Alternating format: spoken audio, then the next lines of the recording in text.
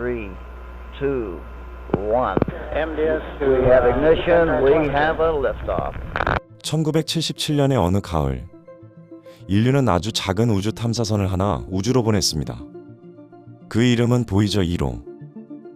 그리고 정확히 반세기가 지난 지금, 이 탐사선은 지구에서 빛이 하루 동안 가는 거리, 즉 일광일 지점에 도달하려 하고 있습니다.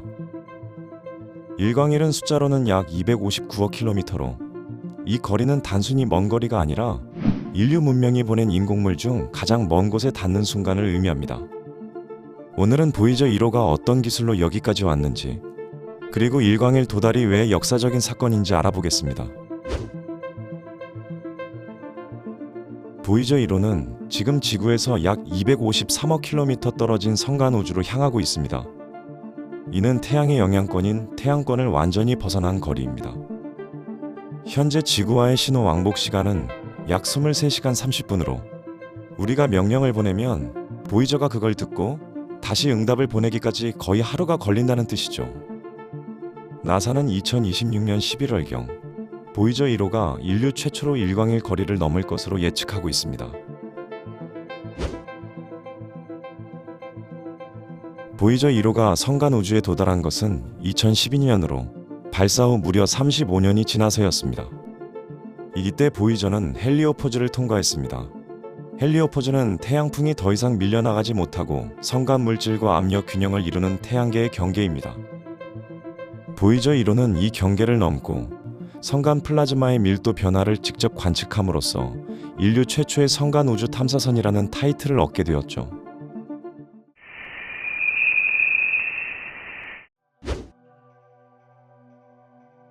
보이저 1호가 50년 동안 작동할 수 있었던 비결은 바로 RTG 덕분입니다. 태양으로부터 너무 멀리 떨어진 보이저는 태양광 패널로는 전력을 만들 수 없는 대신 플루토늄 238이 붕괴하며 발생하는 열을 전기 에너지로 바꿔 스스로를 작동시키고 있습니다. 하지만 문제는 플루토늄 238의 출력이 매년 약 4와트씩 감소한다는 점입니다. 현재 보이저가 사용할 수 있는 전력은 약 50와트에서 60와트로 전구 하나 켜기도 버거운 수준이죠. 그래서 나사는 지난 10년 동안 과학 장비를 하나씩 꺼야 했습니다. 음향파 분석기부터 자력계 보조 전원, 카메라 시스템까지 이런 식으로 순차적으로 셧다운되었고, 지금은 구성품 일부만 간신히 살아있습니다. 일광일은 마치 우주의 끝에 닿은 것처럼 들리지만 우주 규모에서 보면 사실 놀라울 만큼 작은 거리입니다. 우리가 비교해 볼까요? 태양에서 지구까지는 약 1억 5천만 킬로미터로 빛으로 8분이면 도달합니다. 반면 보이저 1호는 현재 지구에서 약 253억 킬로미터 떨어져 있어 빛이 그곳까지 가는데 약 23시간이 걸립니다. 태양에서 가장 가까운 별인 프록시마 센타우리는 약 4.24광년으로 태양에서 출발해 약 1548광일이나 이동해야 닿을 수 있는 거리죠. 그리고 우리 은하의 지름은 약 10만 광년이며 그 지름을 가로지르는 데에는 무려 3650만 광일이 소요됩니다. 이 비교를 통해 보이저의 위치가 얼마나 멀리 왔는지, 그리고 동시에 우주가 얼마나 거대한지 실감할 수 있습니다. 즉, 은하 수준으로 본다면 보이저 1호는 아직 현관문도 제대로 나서지 못한 상태입니다. 그럼에도 불구하고 이번 사건이 중요한 이유는 인류가 우주에 내딛는 첫걸음을 완성했다는 상징성 때문입니다.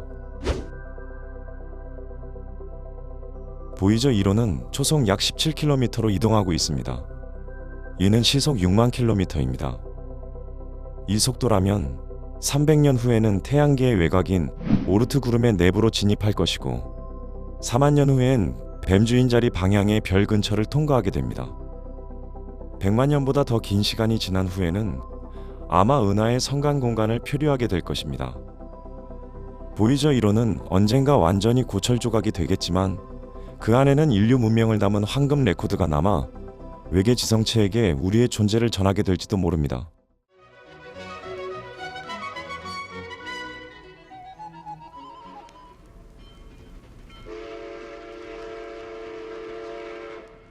This is Voyager Mission Control, out. 1990년 보이저 1호는 약 60억 킬로미터 떨어진 곳에서 지구 사진을 마지막으로 한 장 찍었습니다. 그 사진이 바로 페일 블루닷, 칼 세이건이 언급한 창백한 푸른 점입니다. 이 작은 점 하나가 우리가 아는 모든 역사, 문명, 그리고 삶이 담긴 곳이라는 메시지는 과학계를 넘어 인류 전체에게 큰 울림을 주었죠. 그렇기 때문에 보이저 1호가 도달한 일광일은 단순한 거리를 나타내는 숫자가 아닙니다. 보이저 1호는 인류가 만든 물체 중 가장 먼 거리에 있고 성간 우주의 물리적 데이터를 전송 중인 유일한 장비입니다. 통신 지연이 왕복 48시간을 넘는 최초의 사례이며 외계 문명에게 보낼 메시지를 품고 은하를 횡단하는 첫 인공물이기도 하죠. 이는 인류 문명이 우주항해 시대의 첫 페이지를 넘겼다는 신호입니다. 우리가 만든 작은 탐사선 하나가 50년 동안 단 한 번도 멈추지 않고 우주를 향해 계속 나아간다는 사실. 이것만으로도 우리는 이미 우주 문명을 향한 첫 발을 내디딘 셈입니다.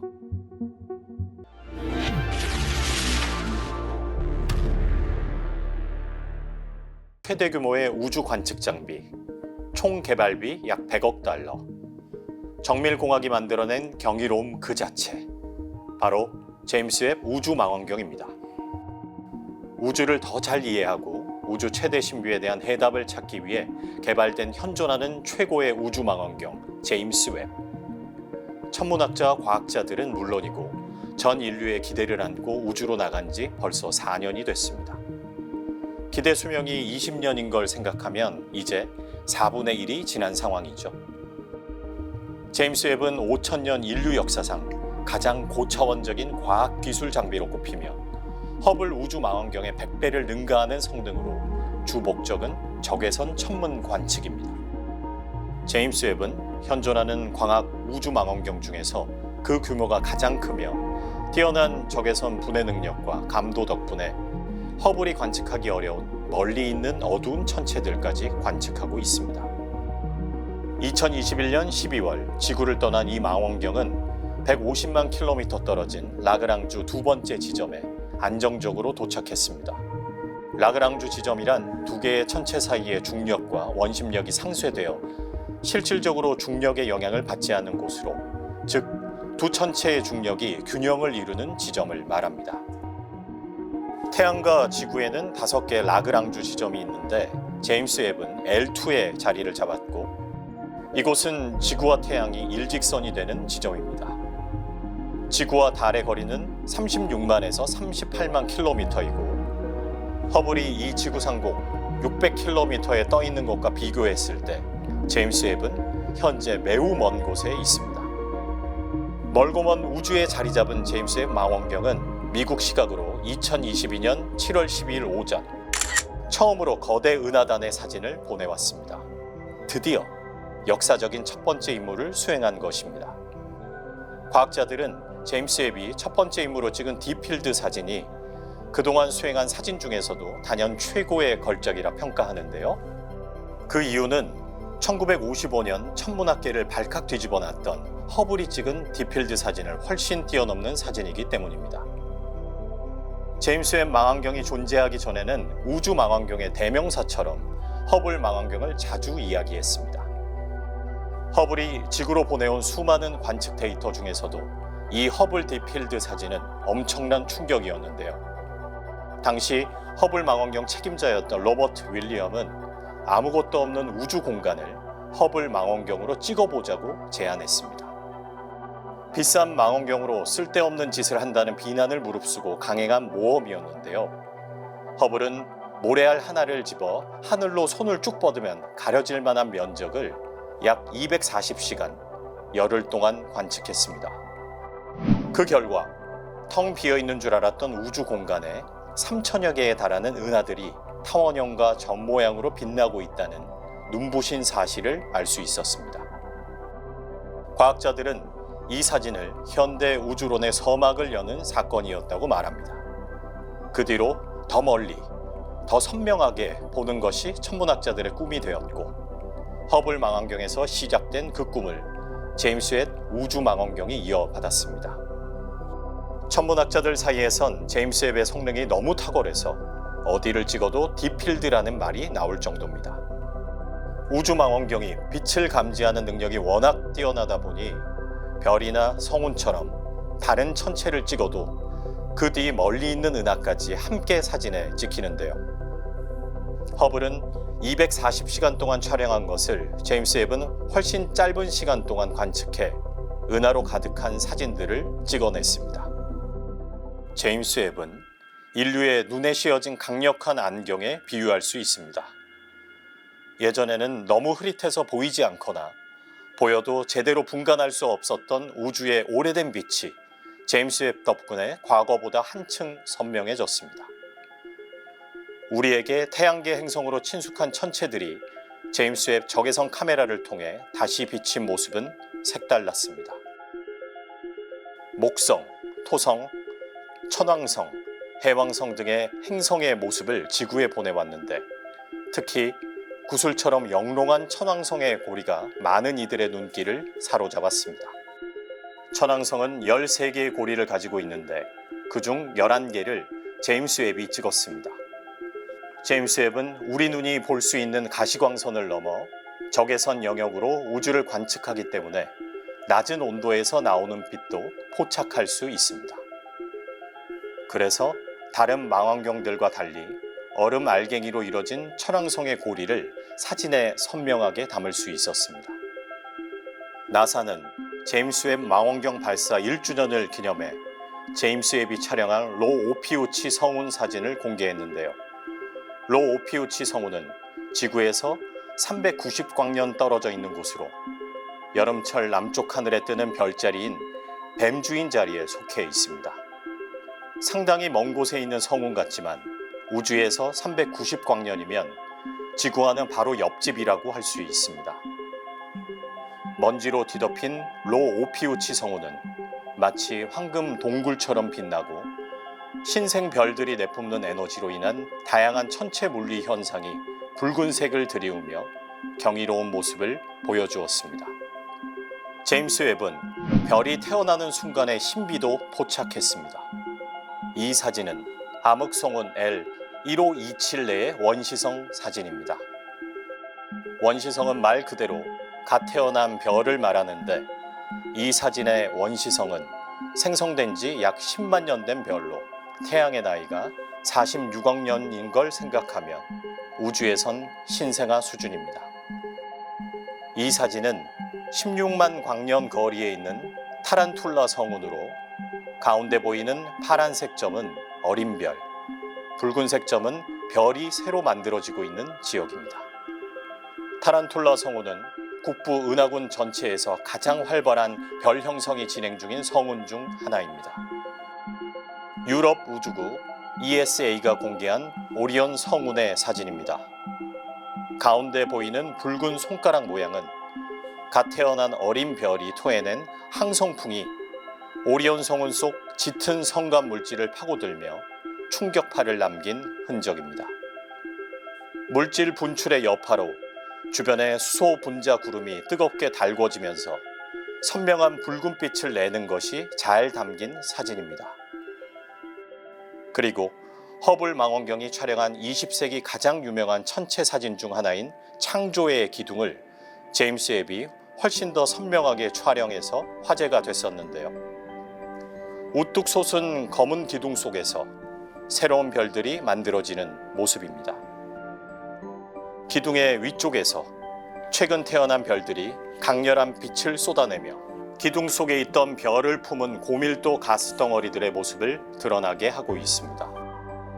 이런 장엄한 모습에 창조의 기둥이라는 이름이 붙었는데요. 제임스 웹이 선명하게 찍은 이 우주 공간은 마치 용암이 분출하는 모습 같기도 합니다.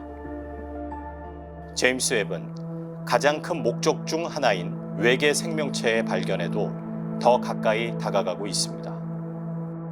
이 사진은 2025년 4월 K2-18b라는 행성을 관측한 것인데요. 2015년에 발견된 이 행성은 지구에서 약 124광년 떨어진 사자자리 근처에 있고 지구보다 2.6배 더 크며 약 8배 무겁습니다. 표면은 물로 덮여 있고 대기에는 수소가 풍부해 생명체가 존재할 가능성이 있는 행성으로 꼽히고 있습니다. 2025년 6월에는 인류 역사상 처음으로 질량이 가장 작은 외계 행성 TWA-7b를 직접 포착했는데요. 110일 광년 떨어져 있고 태양 질량의 절반 수준인 젊은 별 주위의 원시 행성 원반에서 이루어진 이 발견은 외계 행성의 형성과 진화를 밝히는 데 결정적인 실마리를 제공하며 향후 생명체 거주 가능성이 있는 지구형 행성 탐사의 전환점이 될 것으로 기대됩니다. 우주망원경이 외계 행성을 직접 관측한 사례는 이전에도 있었지만 제임스 웹은 가장 작은 질량의 외계 행성을 발견했다는 데 의의가 있는데요. 이렇게 제임스 웹 우주망원경은 인류의 기대를 안고 지금도 신비롭고 아름다운 우주의 모습을 생생하게 보내오고 있습니다.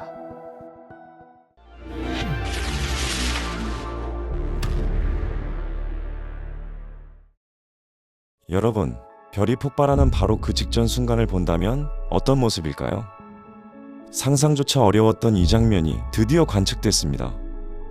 최근 중국 칭화대와 유럽 남방천문대 ESO를 포함한 국제공동연구팀이 칠레의 초거대 망원경 VLT로 초신성 SN2024 GGI를 포착했고 그 결과는 12일 국제학술지 사이언스 어드밴시스에 공식 발표됐습니다. 오늘은 이 발견의 의미, 메커니즘, 그리고 우주론적 파장에 대해 이야기해 보겠습니다. SN2024 GGI는 제2형 초신성으로 분류됩니다.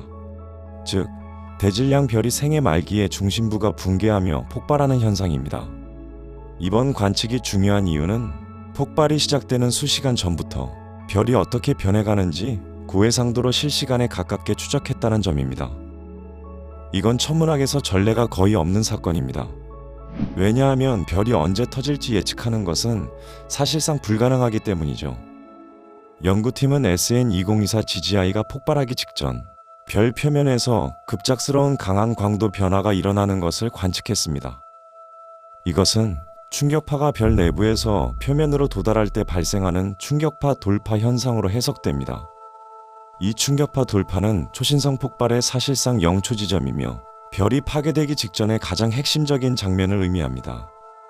기존에는 충격파 돌파를 정확한 타이밍에 잡는 것이 매우 어려웠기 때문에 2단계의 물리적 특성은 항상 예측 모델에 의존해야 했습니다. 하지만 SN2024 GGI는 관측, 스펙트럼 분석, 시간에 따른 변화 분석, 모든 단계가 실시간으로 이루어졌습니다. SN2024 GGI에서 폭발 직후 방출된 극단적인 자외선과 광학 파장은 전문가들에게 아주 중요한 단서를 제공했습니다. 관측 결과는 다음과 같습니다. 초기 빛이 예상보다 훨씬 뜨겁고 밝았다. 이는 별의 외곽층이 매우 얇거나 이미 어느 정도 탈락된 상태였음을 시사합니다. 스펙트럼에서 강한 수소선이 관측, E형 초신성의 특징을 명확히 보여줍니다. 폭발 직후 몇 시간 동안 밝기가 급격히 변화, 충격파 돌파의 열적 신호를 매우 정밀하게 포착했다는 증거입니다. 이 데이터들은 초신성이 어떤 내부 구조에서 어떻게 붕괴하는지 이론 모델의 정확도를 크게 향상시키게 됩니다. 연구팀이 사용한 VLT는 직경 8.2m 주경을 가진 세계 최상급 광학 망원경입니다. VLT의 강점은 다음 두 가지입니다. 광자가 적은 초기 신호도 잡아내는 초감도, 충격파 돌파는 수분에서 수시간 사이에 매우 강하고 짧게 지나갑니다. 빠른 시간 분해 관측 능력, 즉 밝기와 스펙트럼이 초단위로 변하는 구간도 추적할 수 있습니다. 이 두 가지 조건이 모두 갖춰졌기에 SN2024 GGI의 폭발 직전 직후를 연속으로 촬영할 수 있었던 것이죠. 이번 SN2024 GGI 관측은 단순히 예쁜 초신성 사진 이상의 의미를 갖습니다. 별의 죽음을 예측할 수 있는 모델이 더 정교해졌습니다. 초신성은 우주의 화학적 진화를 좌우합니다. 철, 니켈, 산소 같은 원소들이 초신성에서 만들어지고 퍼져나가죠. 따라서 초신성의 초기 물리 현상을 정확히 이해하면 은하의 금속 함량, 별 생성률, 우주 화학 진화 모델이 크게 달라질 수 있습니다. 중성미자 및 중력파 연구에도 영향을 끼칩니다. 제2형 초신성은 중성미자 폭발과 코어 붕괴 시 발생하는 중력파와 밀접히 연관됩니다. 초기빛 데이터를 통해 이러한 신호의 도착 시간을 더 정밀하게 예측할 수 있습니다. 다중신호 천문학의 새 시대를 열었습니다. 빛, 중력파, 중성미자 모두를 연계해 초신성을 연구하는 것이 목표인데 SN2024 GGI의 상세한 시간 데이터는 그 기반을 마련합니다. SN2024 GGI 연구는 단순한 관측 데이터를 넘어 별이 어떻게 죽는가가 아니라 우주가 새로운 별과 원소를 어떻게 만들어내는가를 직접 본 사건입니다. 초신성의 충격파 돌파를 이렇게 정밀하게 잡아낸 건 우주 진화의 비밀을 풀 실마리를 얻은 것이나 다름없습니다. 앞으로 더 많은 E형 초신성이 VLT, 제임스 웹, 차세대 30m급 망원경으로 관측된다면 우리는 별의 탄생과 죽음, 그리고 우주의 화학적 구조를 완전히 새롭게 이해하게 될 것입니다.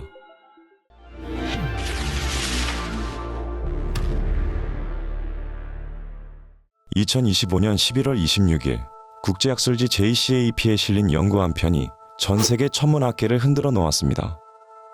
일본 도쿄대학교의 토타니 토모노리 교수 연구팀은 미국 항공우주국 나사의 페르미 감마선 우주망원경 자료를 정밀 분석하던 중 우리 은하 중심부를 둘러싼 영역에서 기존의 어떤 천체 물리학적 현상으로도 설명할 수 없는 감마선 성분을 발견했다고 발표했습니다. 이 감마선 신호는 우리가 알고 있는 펄서, 초신성 잔해, 블랙홀 주변의 활동 같은 천체 현상들과는 형태도 다르고 그 분포 역시 너무 매끄럽고 균일해 단순한 천체 집단의 누적 효과라고 보기 어려운 특징을 가지고 있습니다. 연구팀은 이 신호가 기존 우주 모델을 넘어서는 새로운 물리 현상을 암시할 가능성이 있다고 분석했습니다.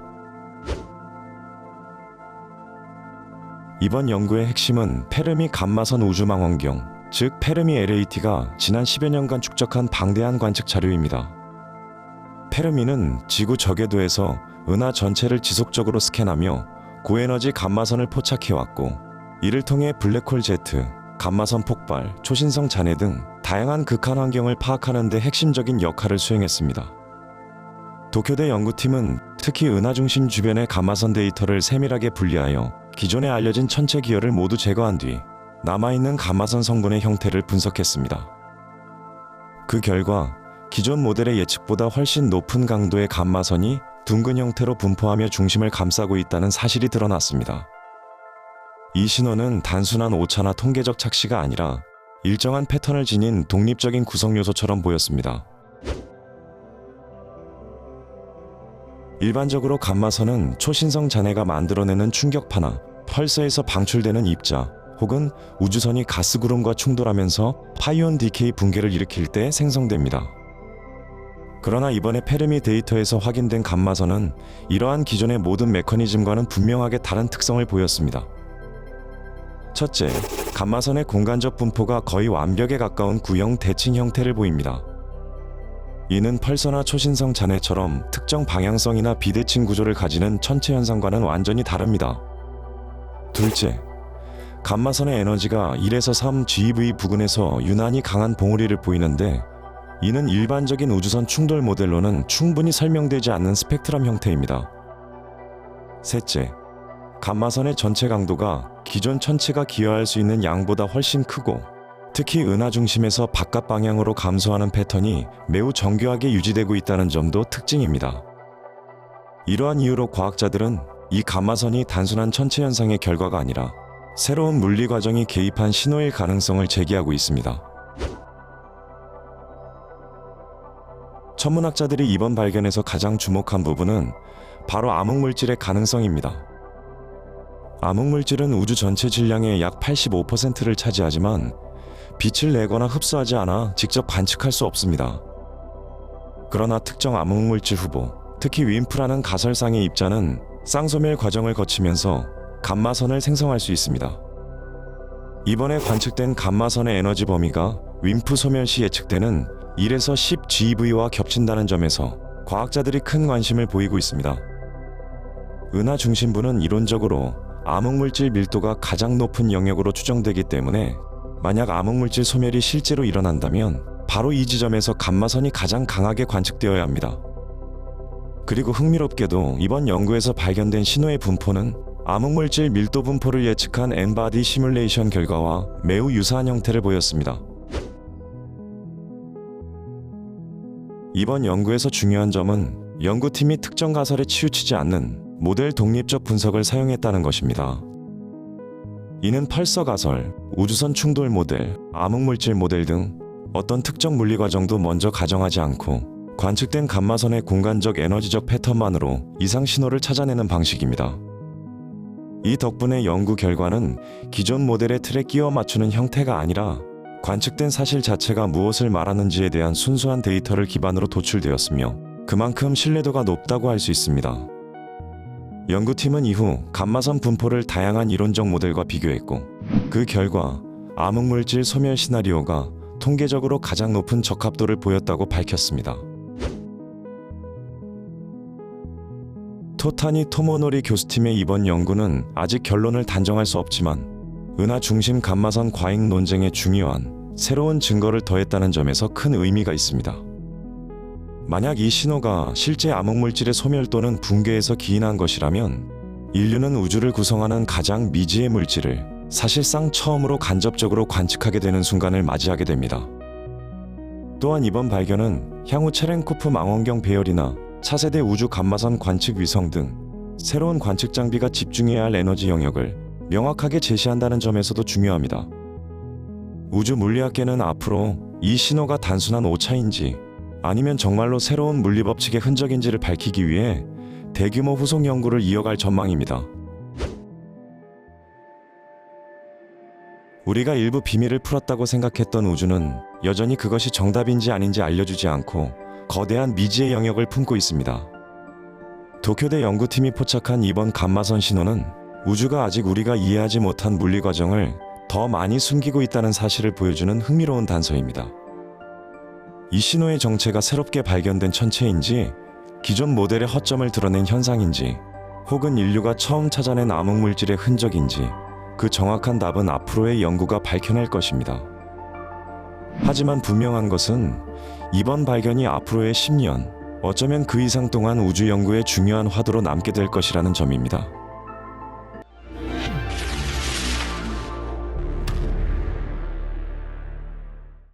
우리가 사는 태양계는 조용하고 평화롭게 보이지만 사실 그 안에는 인간의 상상을 훨씬 뛰어넘는 끔찍하고 위험하고 치명적인 현상들이 숨어 있습니다. 문제는 이 현상들이 지구에 미칠지 모르는 영향 때문인데요. 그래서 인류가 살아가는 태양계에서 매우 끔찍하게 여겨지고 있는 현상 5가지를 뽑아봤습니다. 먼저 태양 폭풍에 대한 영향인데요. 태양은 거대한 핵융합 반응로입니다.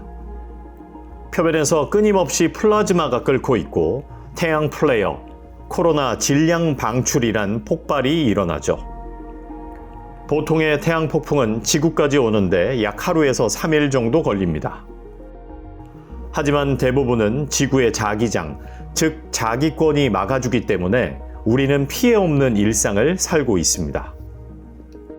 그러나 문제는 가끔 태양이 초대형 폭발을 한다는 것입니다.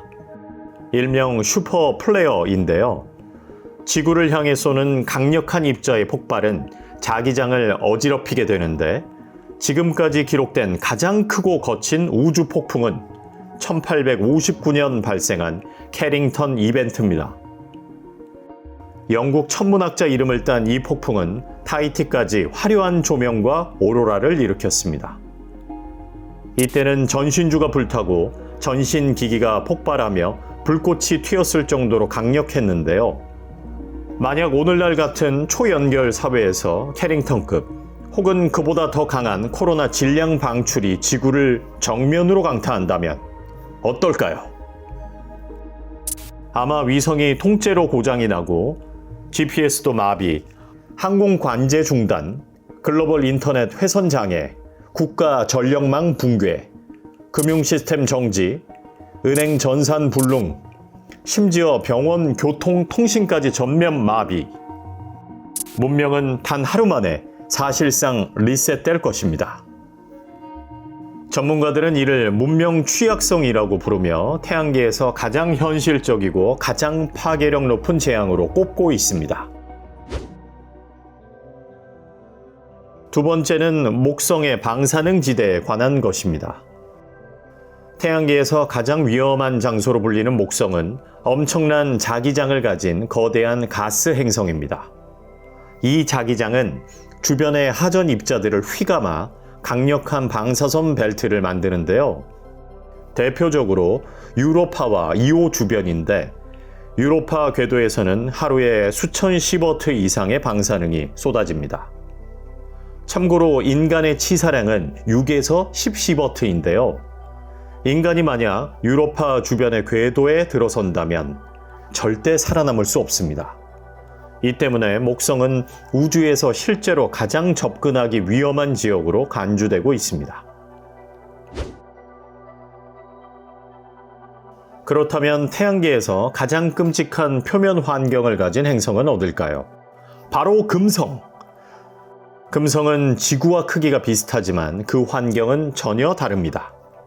표면 온도 465도씨, 납도 녹는 열이 존재하고 대기압은 지구의 92배, 수심 1km 압력입니다. 대기는 거의 이산화탄소로 이루어져 있고 구름은 황산, 그래서 비도 황산비가 내립니다. 그래서 대기 중에 온실가스가 너무 많아 행성 전체가 급격하게 온난화되는 폭주 온실 효과로 우주복을 입고 내려가도 몇 분 버티지 못하고 압력에 찌그러지거나 열로 녹아버릴 것입니다. 실제로 1972년 소련의 무인 탐사선 베네라는 금성 표면에 내려간 지 수십 분 만에 장비가 녹아 고장나며 지구 저궤도에 분해된 채 아직도 표류하고 있는데요. 그래서 태양계에서 지옥을 고르라면 금성을 대표로 꼽는 이유입니다. 그리고 토성의 가장 큰 위성인 타이탄도 지구처럼 호수와 강, 바다가 있지만 이런 아름다운 풍경은 착각입니다. 타이탄의 바다는 물이 아니라 액체 메탄과 액체 에탄으로 이루어져 있습니다.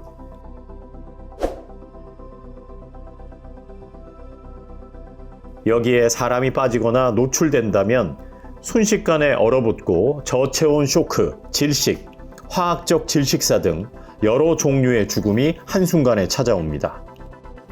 지구와 비슷해 보이지만 실제 환경은 완전히 끔찍함 그 자체, 살아서는 못 돌아올 위성인 것이죠. 그러나 태양계에서 가장 끔찍한 일은 뭐니 해도 태양의 죽음입니다. 이는 곧 지구의 최후라고 해도 과언이 아닌데요. 태양은 수십억 년 동안 안정적으로 빛나고 있지만 천문학적으로 보면 태양도 언젠가 연료를 다 써버린다고 합니다.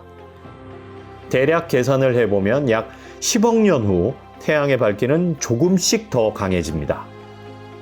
그 결과 지구는 점점 더 뜨거워져 바다가 끓어오르고 대기는 증발하며 모든 생명은 사라질 것입니다. 이 현상을 항성 진화 과정 중 태양형 별의 자연스러운 밝기 증가라고 부르는데요.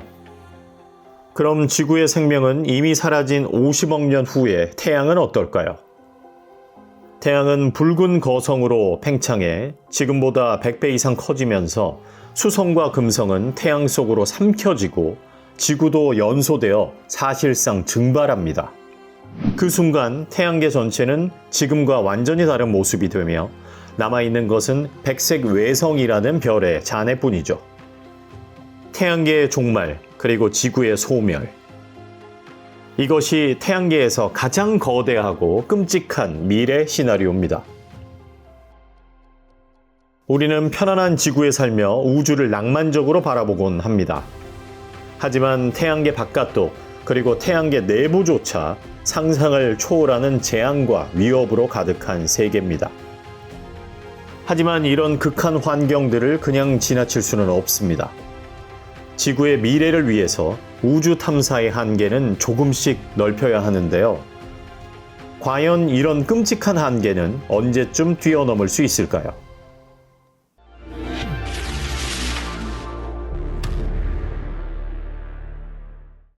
우리는 오랫동안 블랙홀이 어떻게 커지는지에 대한 명확한 답을 갖고 있지 못했습니다. 그런데 최근 라이고 버고카그라 공동연구팀이 2개의 중력파 사건을 분석한 결과 블랙홀이 실제로 다른 블랙홀을 삼키며 성장한다는 강력한 증거를 확인했습니다. 이번 분석은 블랙홀의 기원과 우주 진화 전체를 새롭게 바라보게 만드는 중요한 관측입니다. 연구팀은 GW24111, GW2411110이라는 두 병합 사건을 분석했습니다. 그 결과 병합 후 생긴 블랙홀의 질량이 일반적인 쌍성 블랙홀이 만들어낼 수 있는 범위를 크게 벗어났습니다. 또한 블랙홀의 자전 방향이 서로 엇갈리고 마치 무작위적으로 배열된 듯한 특징을 보였는데, 이는 같은 별에서 함께 태어난 블랙홀 쌍이 아니라 서로 다른 기원을 가진 블랙홀들이 나중에 만나 병합됐다는 의미이고, 이런 특성을 가진 블랙홀을 과학자들은 2세대 블랙홀이라고 부릅니다. 즉, 블랙홀이 한번 병합해서 만들어졌고 그 블랙홀이 다시 다른 블랙홀과 충돌했다는 뜻입니다. 우주 공간은 대부분 비어있고 그 넓은 곳에서 두 블랙홀이 충돌할 확률은 극히 낮습니다. 하지만 구상성단 같은 밀도 높은 환경에서는 이야기가 달라집니다. 이곳에서는 별과 블랙홀의 중력 교란, 속도 변화, 무거운 물체가 중심으로 모이는 질량 분리가 끊임없이 일어납니다. 결국 가장 무거운 블랙홀들이 성단 중심으로 몰리게 되고 서로를 만나 병합할 확률이 크게 상승합니다. 이때 병합으로 더 커진 블랙홀은 또 다른 블랙홀을 끌어당길 가능성이 높아져 연쇄적인 성장 구조가 자연스럽게 만들어집니다. 이번 분석은 2가지 측면에서 특별합니다. 첫 번째는 블랙홀이 어떻게 성장하는지에 대한 오랜 의문이 처음으로 관측적인 증거를 얻었다는 점입니다. 그동안 블랙홀이 한번 형성되면 그대로 존재한다고 생각하기 쉬웠지만, 실제로는 다른 블랙홀과 병합하면서 계속해서 더 커진다는 이론이 이번 중력파 분석을 통해 직접 확인된 것입니다. 두 번째는 스티븐 호킹이 예측했던 블랙홀의 면적 정리가 관측 데이터를 통해 다시 한번 검증되었다는 사실입니다. 호킹은 블랙홀 2개가 합쳐질 때 새로 만들어진 블랙홀의 사건의 지평선 면적은 절대 줄어들지 않는다고 주장했는데요. 이번 중력파 사건을 분석한 결과 병합 이후 사건의 지평선의 총 면적이 실제로 더 커진 것으로 나타났습니다.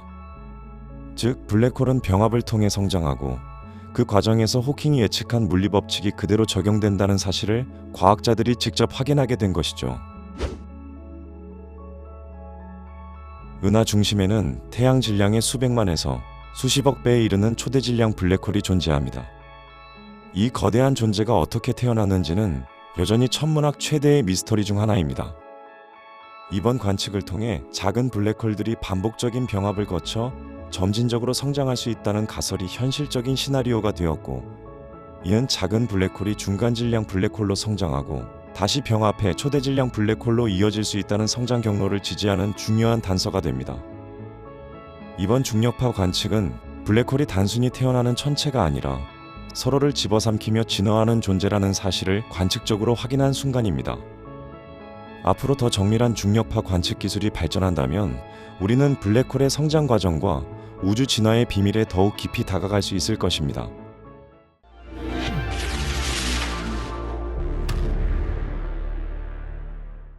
가만히 밤하늘을 바라보고 있으면 우주는 끝없이 펼쳐진 광활한 침묵의 공간처럼 느껴집니다. 하지만 놀랍게도 우주는 결코 조용하지 않습니다. 우리가 흔히 말하는 소리는 공기나 물처럼 매질을 통해 전달되는 기계적 파동입니다. 그렇기 때문에 진공 상태인 우주 공간에서는 일반적인 의미의 소리를 들을 수 없습니다. 그러나 완전히 무음의 공간은 아닙니다. 우주에는 플라즈마, 즉 전하를 띤 입자들이 가득 차 있으며 이들은 자기장과 상호작용을 하며 진동과 파동을 만들어냅니다. 이 파동들은 전자기파나 중력파 형태로 존재하며 이를 특수장비로 가청, 주파수 대역으로 변환하면 우주의 소리를 들을 수 있는 것이죠.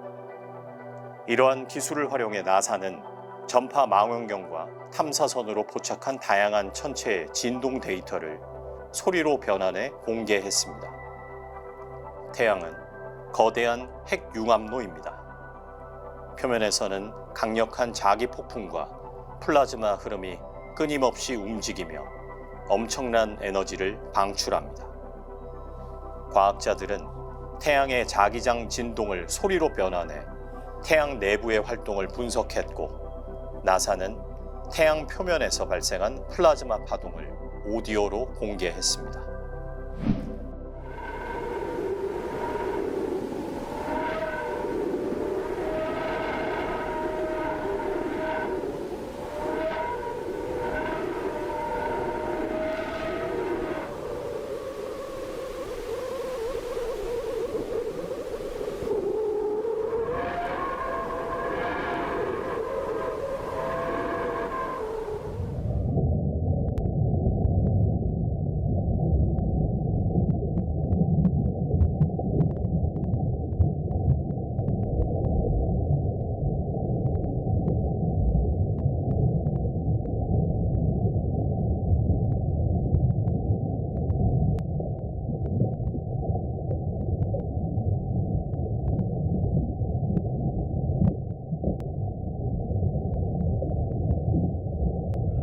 이 소리를 듣고 몸이 뜨거워지는 느낌이 드는 건 그만큼 이 소리에 태양의 에너지가 담겨 있기 때문입니다. 이번엔 빛조차 빠져나오지 못한다는 블랙홀입니다. 나사의 찬드라 X선 관측소는 2003년 페르세우스 은하단 중심부를 관측하던 중 놀라운 데이터를 포착했습니다. 바로 블랙홀에서 발생한 음파였습니다. 페르세우스 은하단은 지구로부터 약 2억 4천만 광년 떨어져 있으며 그 규모만 1100만 광년에 달합니다. 이 거대한 블랙홀 주변에 고온 가스가 진동하며 미세한 압력파를 만들어냈고, 그 파동이 X선 신호로 탐지된 것입니다. 이 음파의 주파수는 인간의 청력 범위를 훨씬 벗어나 가온도보다 57옥타보다 낮은 초저주파였습니다. 나사는 이 데이터를 57에서 58옥타브로 높여 우리가 들을 수 있도록 변환했습니다. 즉, 원래 주파수보다 약 28경 8,000조 배 높은 소리로 조정한 것이죠.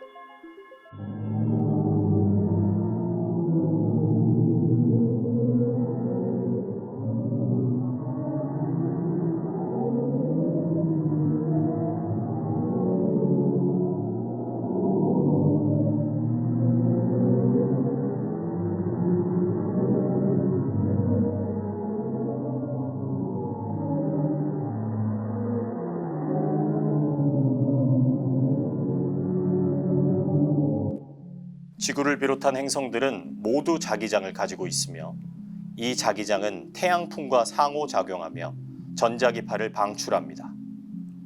이를 음파로 변환하면 각 행성만의 독특한 우주 음향을 들을 수 있습니다. 2001년 카시니 탐사선이 토성으로 향하던 중 중력 보조를 위해 목성에 근접했을 때 기이한 신호를 포착했습니다.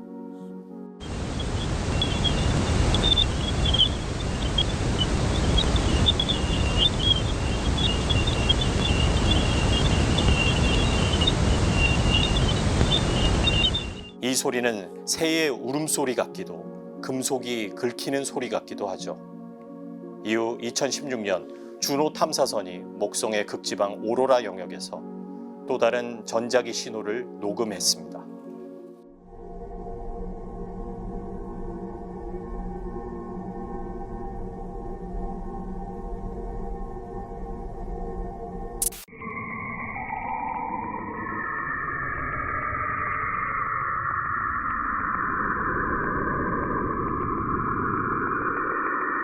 고리 속 입자들의 움직임과 전자기 상호작용이 만들어낸 저주파의 윙윙거림은 마치 생명체가 숨쉬는 듯한 리듬을 느끼게 합니다.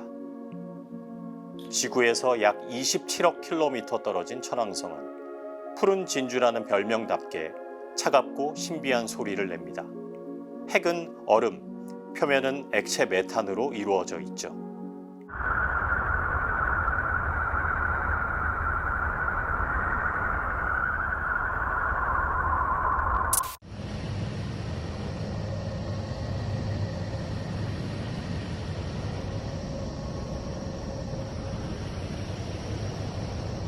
태양계 끝자락, 미지의 공간에서 울려 퍼지는 이 소리는 마치 우주의 숨결처럼 들립니다.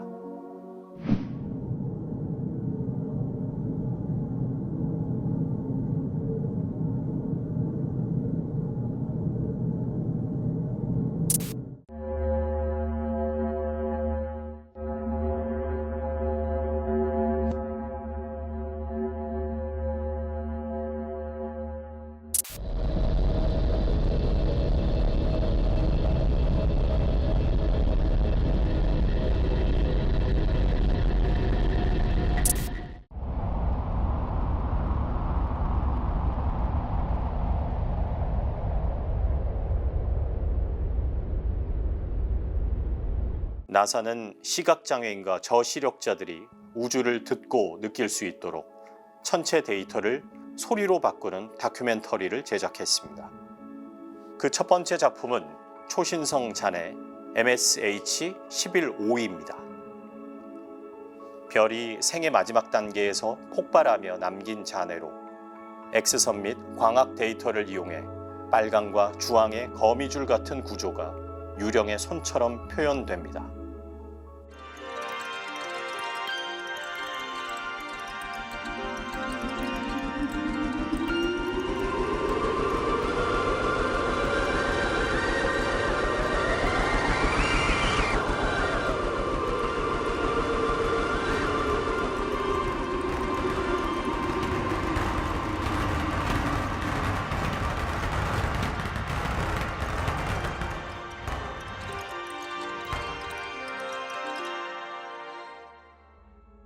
두 번째는 나선 은하 M74입니다.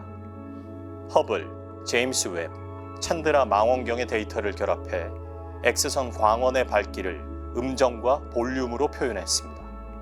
그 결과 빛과 소리가 함께 나선파를 따라 회전하는 듯한 아름다운 은하의 교향곡이 완성됐습니다.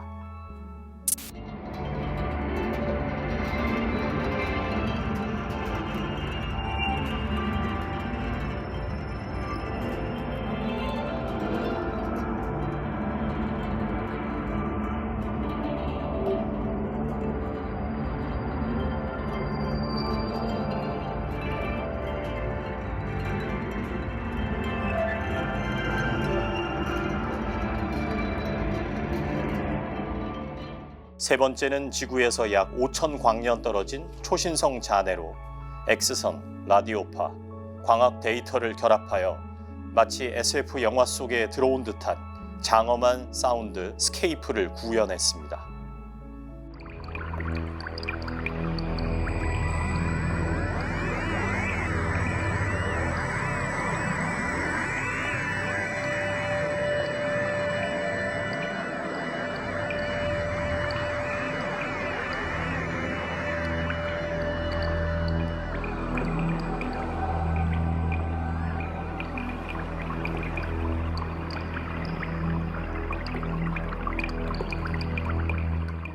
이 소리를 직접 들은 사람 중 어떤 사람은 소리만으로 우주의 장엄함에 눈물이 났다라고 하기도 했습니다. 과학자들은 앞으로 더 정교한 탐지 기술을 통해 우주의 진동과 음파를 실시간으로 분석하려 하고 있습니다. 이 우주의 소리들은 단순한 음향이 아니라 우주의 진동 데이터이자 새로운 과학적 언어입니다. 언젠가 우리는 귀로 우주를 듣는 시대에 살게 될지도 모릅니다.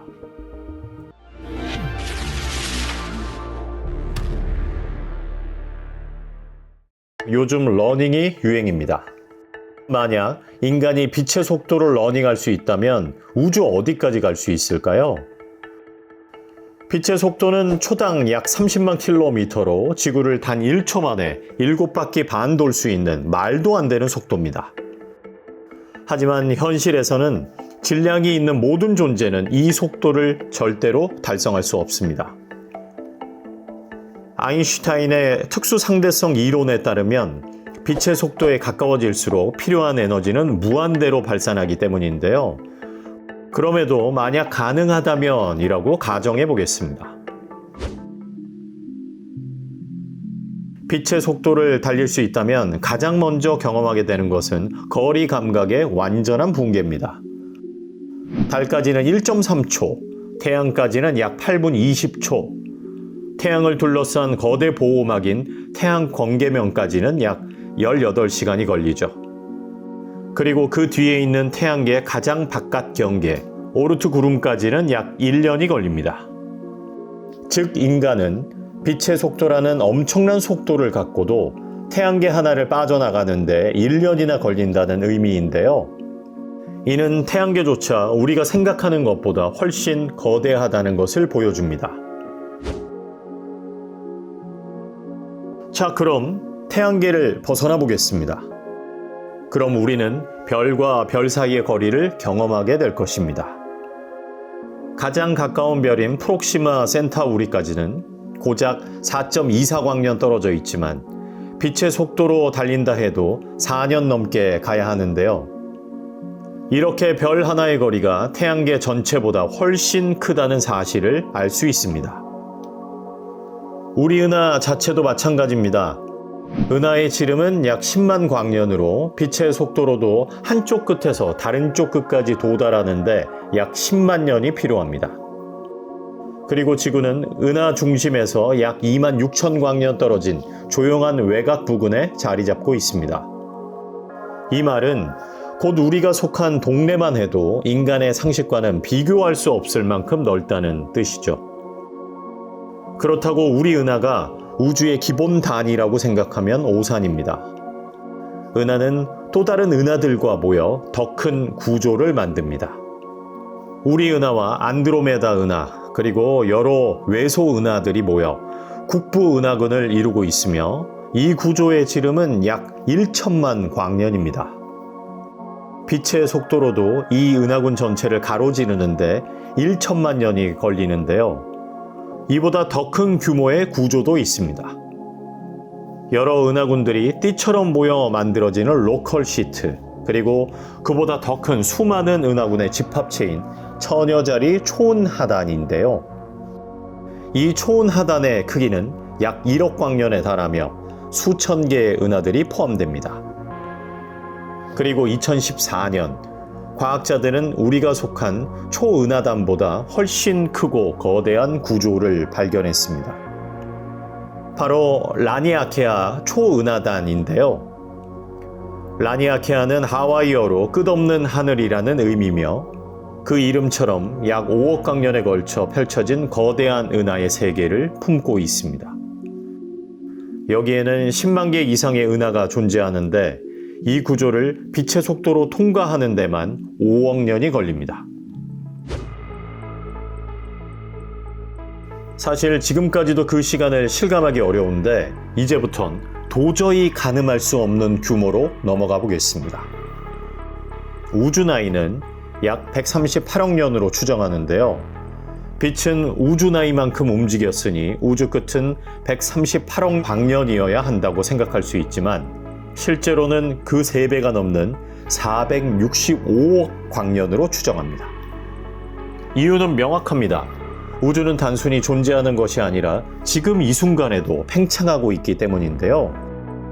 빅뱅 이후 멀리 있는 은하들은 계속 먼 곳으로 밀려나고 있으며 우리가 보고 있는 빛은 그 은하가 훨씬 더 가까웠을 때 출발한 것입니다. 그동안 우주는 계속 커졌고 그 결과 우리는 빛을 보낸 은하의 현재 위치를 기준으로 훨씬 더 먼 범위를 관측하고 있는 셈입니다. 그래서 관측 가능한 우주의 반지름은 465억 광년, 지름은 약 930억 광년으로 빛의 속도로도 중심에서 끝까지 이동하려면 465억 년을 예상할 수 있습니다. 그러나 확실히 알아야 할 게 있습니다. 우주는 가장자리나 벽 같은 물리적 끝을 알 수 없습니다. 우주는 모든 방향으로 균일하게 펼쳐진 시공간이며 그 어떤 지점도 중심이라고 하기 어렵죠. 지구가 우주의 중심이 아니라면 우리 은하도 중심이 아니고 그 어느 지점도 특별하지 않다는 것입니다. 우주는 그냥 그 자체로 확장되는 공간일 뿐이라는 건데요. 또 관측 가능한 범위 바깥에는 우리가 절대로 볼 수도 접근할 수도 없는 영역이 존재합니다. 우주 팽창 속도가 그 지점들까지의 거리를 우리가 따라잡지 못할 만큼 빠르게 증가하고 있기 때문인데요. 이를 우주 지평선이라고 하며 이 지평선 너머의 정보는 원리적으로도 우리에게 닿을 수 없습니다. 빛조차 영원히 도착하지 못한다는 거죠. 즉 우주의 끝은 보이지 않는 경계, 우주 지평선과 그 너머로 계속되는 공간, 이 개념으로 나눠 생각하는 것이 맞을 것 같습니다. 현재 우주론의 표준 모델인 람다 CDM 모델은 우주가 거의 완벽한 평탄선을 가진다고 말합니다. 평탄한 우주는 공간이 무한히 펼쳐져 있을 가능성이 높은데요. 따라서 우주는 우리가 볼 수 있는 것보다 훨씬 더 넓거나 아예 무한한 공간일지도 모릅니다. 결국 인간이 빛의 속도로 달린다 해도 우주의 끝까지 닿을 수 없습니다. 우리가 절대로 관측할 수도 닿을 수도 없는 미지의 영역이 무한히 이어지죠. 결국 빛의 속도라면 인간은 우주를 달려 끝까지 갈 수 있냐는 질문에 아니요라는 결론이 나옵니다.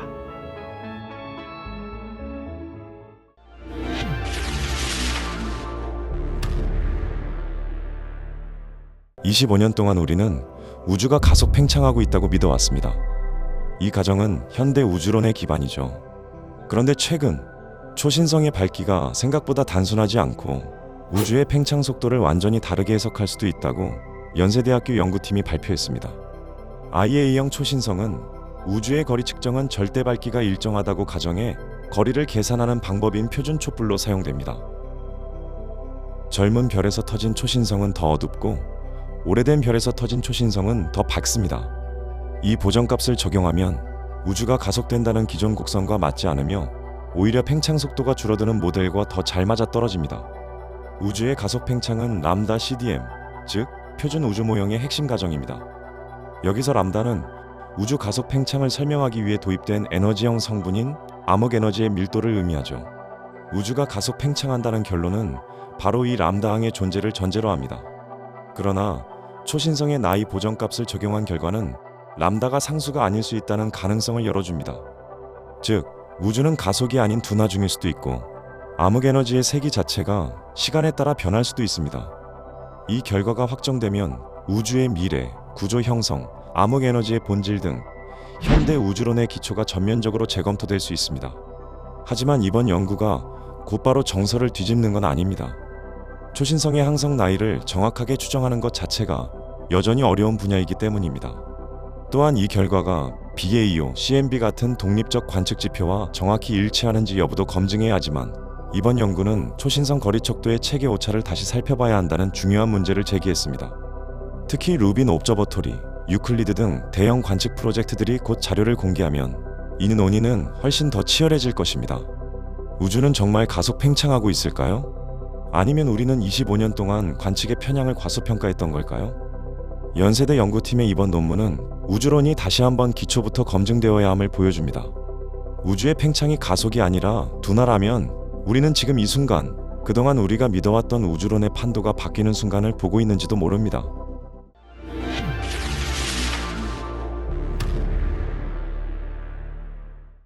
(2023년 9월) 오시리스 렉스 탐사선이 지구로 가져온 베누 소행성의 작은 캡슐은 마치 45억 년 전 태양계가 갓 태어나던 시기로부터 날아온 편지처럼 보였습니다. 그리고 시간이 흐른 뒤 2025년 12월 이 샘플을 분석하던 과학자들의 연구가 언론을 통해 조명되면서 놀라운 사실이 다시 화제가 됐습니다. 샘플 속에서 생명체의 구성 요소가 될 수 있는 당류, 그리고 다양한 유기물들이 발견되었다는 것입니다. 이 발견은 생명이 어디에서 왔는지 그 오래된 질문에 새로운 가능성을 던지고 있습니다. 오시리스 렉스는 2016년 지구를 떠나 2018년엔 베누 궤도에 도착했습니다. 그리고 2020년 태그셈이라는 독특한 장치를 이용해 소행성 표면을 단 몇 초 동안만 가볍게 스치며 샘플을 채취했죠. 그 샘플은 2023년 9월 24일 미국 유타 사막에 조용히 착륙했습니다. 지구로 도착한 흙과 암석은 태양계가 막 만들어지던 시기의 화학적 흔적을 온전히 간직한 말 그대로 시간이 밀봉된 조각이었습니다. 2025년 말 여러 보도들이 소개한 분석 결과에 따르면 베누 샘플에서는 RNA의 구성 요소가 될 수 있는 당류, 그리고 다양한 복합 유기물이 검출된 것으로 알려졌습니다. 과학자들은 이 유기물들이 리버스 같은 특정 단당류 자체일 수도 있고, 혹은 그와 구조적으로 유사한 전구체나 분해 조각일 가능성도 있다고 설명합니다. 중요한 점은 이런 종류의 분자들이 지구 바깥, 우주 공간에서 스스로 형성될 수 있다는 사실이 다시 한번 확인됐다는 것입니다. 지구가 막 태어났던 하데스기 시절, 지표는 뜨겁고 불안정했습니다. 그런 환경에서는 유기물이 만들어졌더라도 금세 파괴되었을 가능성이 큽니다. 그래서 과학자들은 오래전부터 이렇게 질문해 왔습니다. 생명은 지구에서 스스로 탄생했을까? 아니면 생명의 재료가 우주에서 전해진 걸까? 베누에서 발견된 유기물들은 생명의 기초를 이루는 물질들이 우주에서도 자연적으로 형성될 수 있다는 가능성을 다시 한번 강력하게 뒷받침합니다. 즉, 초기 지구의 수많은 소행성과 해성이 떨어졌을 때 그 충돌이 단순히 파괴만 남긴 것이 아니라 생명의 재료를 공급하는 사건이었을 수도 있다는 이야기입니다. 베누 샘플에서는 당류뿐 아니라 아미노산 전구체로 추정되는 물질, 탄화수소, 질소와 산소가 포함된 유기복합체, 그리고 물과 반응할 수 있는 다양한 광물들까지 함께 확인됐습니다. 이들은 모두 생명 활동을 가능하게 하는 복잡한 분자들의 초기 빌딩 블록 역할을 했을 가능성이 있습니다. 즉, 소행성은 단순한 돌덩이가 아니라 생명의 화학을 키울 수 있는 작은 실험실처럼 기능할 수도 있다는 의미입니다. 이 발견이 생명체의 직접적 증거를 의미하는 것은 아닙니다. 그러나 중요한 사실 한 가지는 분명해졌습니다. 우주에서도 생명의 구성 요소가 될 수 있는 물질들은 충분히 자연적으로 만들어질 수 있다는 점입니다. 현재 가장 유력하게 여겨지는 시나리오는 이렇습니다. 생명의 재료는 우주에서 도착했고, 그 재료가 지구의 바다를 포함한 여러 환경을 만나 점차 복잡한 분자로 성장한 끝에 마침내 생명으로 이어졌을 것이다. 이 모델에서 베누는 그 과정을 설명하는 핵심 단서가 됩니다. 베누는 작지만 그 안에 담긴 이야기는 거대합니다. 그 작은 흙과 먼지 속에는 우리가 어디에서 왔는지, 그리고 생명이 어떻게 시작되었는지에 대한 가장 근본적인 질문이 숨어 있습니다. 우주는 어쩌면 생명을 만들 수 있는 재료를 끊임없이 흩뿌리고 있는 거대한 화학 공장인지도 모릅니다. 그리고 오시리스 렉스가 가져온 작은 샘플 한 줌이 그 사실을 우리에게 조용히 알려주고 있습니다. 생명의 시작은 생각보다 훨씬 더 먼 곳에서 왔을지도 모른다.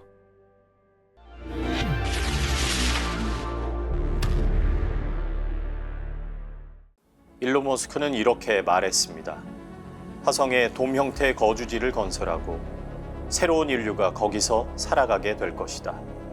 그리고 앞으로 20년 안에 100만 명이 화성에 거주하게 될 것이라고. 스티븐 호킹 박사는 이렇게 말했습니다. 모든 달걀을 한 바구니에 담아서는 안 된다고. 지구라는 단일 행성 의존 구조에서 벗어나야 한다는 의미였습니다. 인류의 가장 대담한 프로젝트인 스페이스X와 스타쉽. 일론 머스크는 이러한 비전을 실현하기 위해 2002년 스페이스X를 설립했고, 그의 목표는 명확했습니다. 인류를 다행성 종으로 만든다. 스페이스X는 이후 20여 년간 로켓 추진 시스템, 재활용 발사체, 그리고 화성 이주용 대형 우주선 개발에 몰두해 왔습니다. 대표적인 성과가 바로 스타쉽으로 현재 인류가 만든 가장 강력한 발사체이기도 합니다. 길이 52m, 직경 9m에 달하며 탑재 가능한 승무원은 최대 100명, 화물은 100톤 수준입니다. 1단 추진체인 슈퍼헤비에는 스페이스X가 자체 개발한 랩터 엔진 33기가 장착되어 있습니다. 이 엔진은 메탄과 액체 산소를 사용하는 풀플로우 단열 연소 사이클 기반으로 현재까지 개발된 로켓 엔진 중 출력 대비 효율이 가장 높은 수준을 자랑합니다. 슈퍼 헤비와 스타쉽이 결합한 전체 발사체의 높이는 123m로 이는 세계 역사상 최대 규모의 발사체로 냉전 시기 소련의 N1 로켓을 능가하는 규모입니다. 스페이스X의 핵심 전략은 재사용성입니다. 이는 발사체를 회수하고 재활용함으로써 기존 우주 발사 비용을 10분의 1 이하로 줄이는 것을 목표로 합니다. 이 기술은 향후 화성 이주 비용 절감에 핵심적인 역할을 하게 될 것입니다. 스페이스X는 2023년 4월부터 무인 상태의 궤도 시험 비행을 시작했습니다. 7에서 9차 시험에서는 공중 폭발로 실패를 겪었지만 2024년 8월 26일 10차 시험 비행에서 위성 모사체 배치 실험까지 성공하며 전환점을 맞이했습니다. 이번 11차 시험에서는 고고도 비행, 열 차폐 시스템 안정화, 자율 제어 착륙까지 성공하며 화성 이주 기술의 실증 단계로 진입했습니다. 스페이스X는 현재 스타쉽 버전 2의 비행을 완료하고 차세대 설계인 버전 3를 준비 중입니다. 이 버전에서는 열 방출 타일 재질 개선, 추진 효율 최적화, 내부 인공 중력 설계 적용 가능성 등을 연구하고 있습니다. 화성 이주 프로젝트는 인류의 상상력을 자극하지만 한편으로는 지구를 포기해야 하는 건가라는 질문을 던지게 합니다. 지구는 태양계 세 번째 행성이자 지금까지 생명체가 존재하는 유일한 행성입니다. 하지만 기후변화로 인해 지구는 점점 거주 가능 구역의 경계로 밀려나고 있습니다. 2023년 세계 기상기구 WMO에 따르면 산업화 이후 온실가스 배출 증가로 지구 평균 기온이 산업화 이전 대비 1.5도씨 상승했습니다. 이는 인류가 설정한 기후변화 한계선을 초과한 수치입니다. 온실가스 농도는 사상 최고치에 달했고 극한 폭염, 홍수, 가뭄 같은 이상 기후의 연평균 발생 빈도와 강도 모두 급격히 증가하고 있습니다. 기후 과학자들은 2024년에서 2028년 사이 지구 평균 온도가 1.5도씨를 초과 상승할 확률을 80% 이상으로 보고 있습니다. 인류 문명의 생존 기반이 흔들리고 있다는 뜻입니다. 이제 인류는 화성 이주를 단순한 공상과학이 아닌 실질적 대안으로 바라봐야 합니다. 화성은 태양에서 네 번째 행성이며 대기 구성의 95%가 이산화탄소입니다. 표면 기압은 지구의 100분의 1, 평균 온도는 마이너스 63도씨이며 대기 밀도가 낮아 방사선 차폐 효과도 거의 없습니다. 이러한 환경은 인간의 생존에 적합하지 않기 때문에 행성공학도는 테라포밍 기술을 통해 장기적으로 인간이 거주 가능한 환경으로 바꾸는 방안이 논의되고 있습니다. 현재 MIT가 개발한 목시 장치는 화성의 대기 중 CO2를 전기 분해 방식을 통해 산소로 전환하는 실험에 성공했습니다. 하지만 이 장치를 지속적으로 가동하려면 막대한 전력 공급이 필요하며 현재 기술로는 장기 체류 인원의 산소 수요를 충족하기 어렵습니다. 또한 식량 생산을 위한 폐쇄 생태계 시스템, 지하수 추출을 통한 수자원 확보 기술, 그리고 우주 방사선 차폐용 마그네틱 실드 개발이 필수적입니다. 화성은 단순한 도피처가 아닙니다. 그곳은 인류가 우주 생존 기술을 실험하는 현장입니다. 장기간 무중력 상태는 근육 위축과 골밀도 감소를 초래하고 고에너지 입자는 DNA 손상을 유발합니다. 이는 단순한 탐사가 아니라 인류 생리학의 한계의 실험이기도 합니다. 또한 화성 탐사는 지질학, 천체 기상학, 그리고 외계 생명 탐사 연구에 중요한 데이터를 제공합니다. 화성의 토양에서 유기 분자나 미생물 흔적이 발견된다면 지구 생명 기원서를 검증하는 단서가 될 수도 있습니다. 결국 인류는 지구를 복원해 지속 가능한 행성으로 만드는 것과 화성에서 새로운 생명 환경을 개척하는 것, 이 두 가지 선택지 앞에 서 있습니다. 그러나 대부분의 과학자는 화성 이주가 탈출이 아니라 보험이라고 말합니다.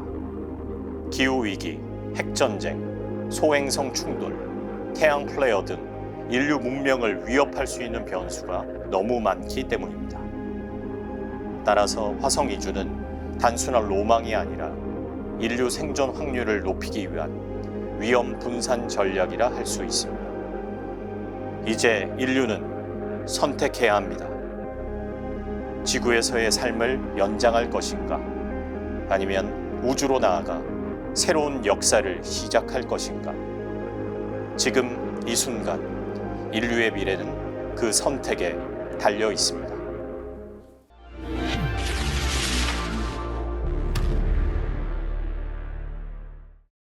2002년 미국 애리조나주의 빌 영이라는 아마추어 천문학자는 지구를 돌고 있는 신기한 천체를 발견합니다. 지름이 10에서 50m로 지구 주위를 50일 주기로 공전하고 있었죠. 당시 세계는 이 천체가 지구의 세 번째 위성일지도 모른다고 잔뜩 기대했었습니다.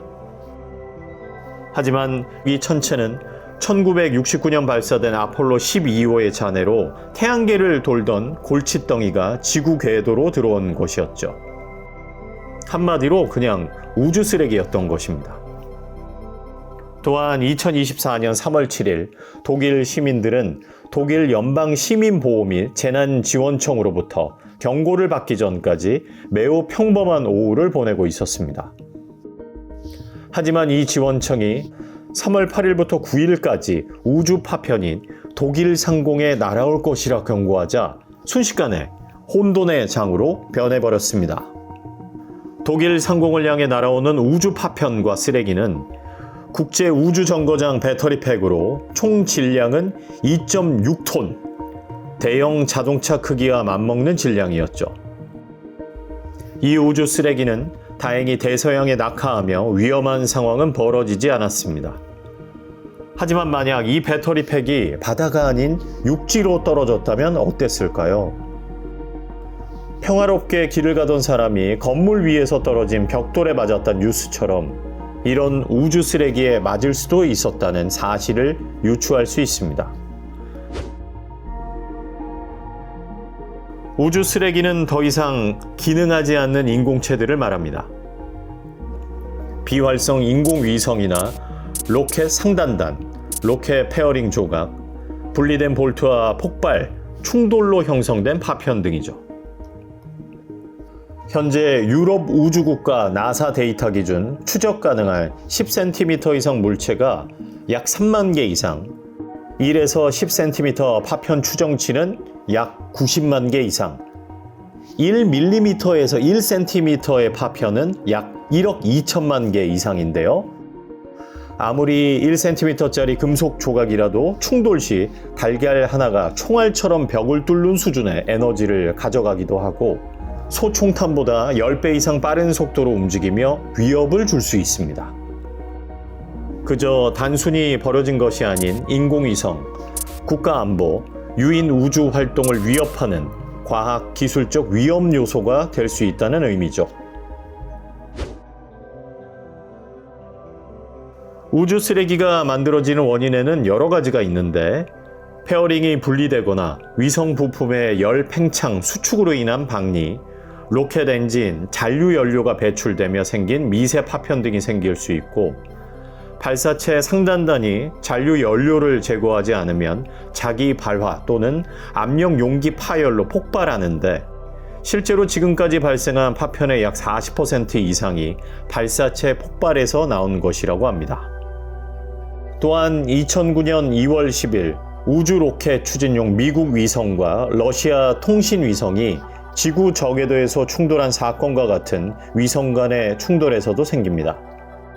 이 충돌로 수백 개의 위성 파편이 추가로 발생하며 우주 환경의 안전성에 대한 우려가 커졌는데요. 이때부터 본격적으로 우주 쓰레기 문제가 대두되었습니다. 국제법상 책임 소재는 명확히 결론나지 않았지만 우주 교통 관리와 안전 규제의 필요성이 부각되었죠. 또한 위성 공격용 무기로 생긴 대량 파편도 국제적으로 논란이 큰 부분인데 중국과 러시아 무기 실험으로 생긴 파편이 다른 위성을 손상시키는 등 우주 비행사와 우주 개발의 위험성이 커지고 있습니다. 실제로 2007년 중국은 극궤도 기상위성을 대위성 미사일로 타격해 파괴했으며 이 과정에서 약 2,800여 개의 고속 잔해물이 발생해 우주 쓰레기 문제를 심화시켰습니다. 이 사건은 위성 공격 무기 실험의 대표적 사례로 국제적으로 우주 안전과 우주 쓰레기 문제에 대한 우려를 촉발했습니다. 그래서인지 미국은 2022년 위성 공격 무기 실험을 포기하겠다고 발표하기도 했습니다. The United States commits not to conduct destructive direct ascent anti-satellite missile testing. 이렇게 생긴 우주 쓰레기는 충돌 위험을 증가시킵니다. 우주에서는 충돌 속도가 7에서 14km/s까지 발생하는데요. 이는 철판도 뚫고 지나가는 에너지입니다. 실제로 나사는 ISS 외부에 볼트만한 파편이 남긴 직경 7mm 크기의 충돌 자국을 공개한 적이 있습니다. 이는 나사의 도널드 캐슬러가 1978년 발표한 캐슬러 증후군으로 발전할 수 있습니다. 일정 밀도 이상에서 파편이 충돌을 일으키고 또 그것이 더 많은 파편을 만들고 결국 궤도 자체가 사용 불가능해지는 현상을 말하는데요. 이렇게 우주 쓰레기는 장기적인 우주 탐사와 달 및 화성 탐사 계획을 지연시키고 우주 개발의 진전에 장애물이 됩니다. 그리고 이젠 지구의 재진입에 대한 우려도 깊어지고 있는데요. 보통 우주 쓰레기가 지구로 재진입할 시 대부분은 큰 마찰로 소진되고 결국 없어지는 경우가 많습니다. 하지만 독일의 배터리 팩 경우처럼 대형 자동차 정도의 크기라면 가끔 상황이 달라질 수 있죠. 이 정도 규모의 큰 우주 쓰레기 일부는 지구 재진입 시에도 살아남아 바다에 떨어지는 경우가 있습니다. 그렇다면 우리가 우주 쓰레기에 맞을 위험은 어느 정도일까요? 전문가들은 우주 파편이 머리에 떨어질 확률이 번개에 맞을 확률보다 6만 5천 배 정도 더 낮다고 추정합니다. 이는 전혀 걱정하지 않아도 되는 수준인데요. 통상적으로 운석에 맞을 확률이 우주 파편에 맞을 확률보다 3배 정도 더 높습니다. 그리고 우리는 살면서 운석으로 인한 사고를 한 번도 경험해 보지 못하는 경우가 대부분인데 이를 생각하면 우주 쓰레기로 인한 위험은 무시해도 될 정도긴 합니다. 하지만 문제는 운석이 아닌 쓰레기인 위성 부품에 독성 물질이 포함되어 있을 가능성입니다. 일부 우주선 연료에는 히드라진 등 독성이 있고 베릴륨이나 마그네슘 같은 금속은 보통 합금 형태로 존재하지만 베릴륨은 어떤 형태이든 독성이 꽤 강하기 때문입니다.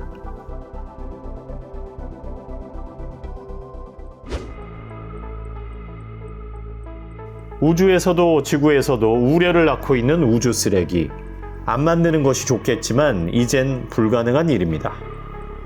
그래서 미국 SSN은 지상 레이더와 광학 망원경으로 수만 개의 위성 등 객체를 추격하고 유럽은 EUSST, 일본은 JAXA, SSA 시스템을 운영하기도 합니다. 또 국제 규범을 만들기도 하는데 전 세계 우주기관들이 따르는 지침으로 임무 종료 후 25년 이내 궤도 제거, 잔류 연료 제거, 폭발 방지 설계, 파편 방출 방지 등이 있습니다. 유럽 우주국 ESA는 최근 25년 기준은 너무 길다며 5년 기준으로 축소해야 한다는 보고서를 발표하기도 했습니다. 또한 스위스의 클리어 스페이스 1이 만든 우주 쓰레기 제거 시스템은 2028년 궤도상에서 테스트할 계획을 밝혔습니다. 112kg의 클리어 스페이스 1은 마치 인형 뽑기 기계에서 본 것 같은 집게로 목표물을 잡고 지구 대기로 밀어넣는 방식입니다. 이 임무가 성공한다면 정말 획기적인 시스템이 될 것입니다. 각국의 노력에도 불구하고 현 시스템으로 소형 파편의 추적이 불가합니다. 그래서 가장 위험에 노출되어 있는 곳이 바로 ISS 우주정거장이죠. 어느 날 갑작스럽게 기능이 상실되거나 우주인들이 위험에 노출될 수 있습니다. 이렇게 우주 쓰레기는 이미 현실적 위협이며 이 문제를 해결하기 위해 필요한 기술은 존재합니다. 그러나 기술만으로는 충분하지 않습니다. 필요한 것은 각국의 능동적인 정책적 의지, 국제협력, 그리고 지속적인 감시와 제거 행동인데요. 우주 환경은 한번 오염되면 복구까지 수십 년이 걸립니다. 지금 세대가 행동하지 않으면 미래 세대는 더는 지구 궤도를 안전하게 사용할 수 없을지도 모르겠습니다.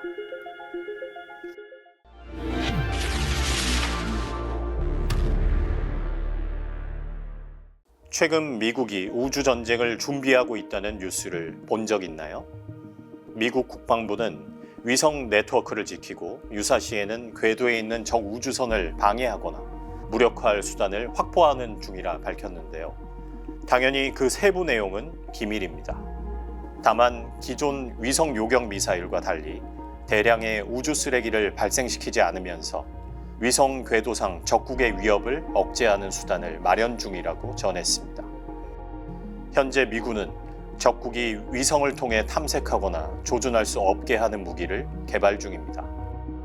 이미 미군은 전파 교란으로 적 위성 통신을 방해하는 지상 시설을 현대화하고 있는데 여기에 사이버 공격, 지상, 우주 레이저 무기, 고출력 극초단파 무기를 더해 적국의 위성을 무력화하겠다는 것입니다. 두 번째 임기를 지내고 있는 트럼프 행정부는 차세대 미사일 방어 체계로 기존의 지상 및 해상 기반 시스템을 보완해 우주 기반 플랫폼에 초점을 맞춘다는 골든돔 프로젝트를 발표했습니다.